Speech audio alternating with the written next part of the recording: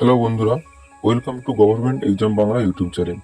বন্ধুরা, আরআরবি অর্থাৎ railway recruitment board থেকে টেকনিশিয়ান এবং গ্রেড 3 এবং গ্রেড 1 এর একটি রিক্রুটমেন্টের নোটিশ বেরিয়েছে। এখানে বলেছে যে প্রায় 6,565টি ভ্যাকেন্সির জন্য 39টা ক্যাটাগরিতে নেওয়া হবে। পুরো নোটিফিকেশান যখন আসবে তখন ভিডিও করে আপনাদের অবশ্যই জানানো হবে।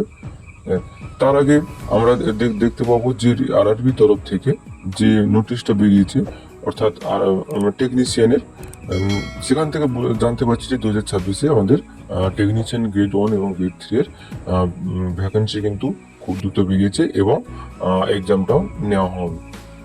এখানে যে ড্রাফটটা দেওয়া আছে ওই ড্রাফটে কোন জোনে কতগুলো ভ্যাকেন্সি আছে সেগুলো বলে দেওয়া আছে।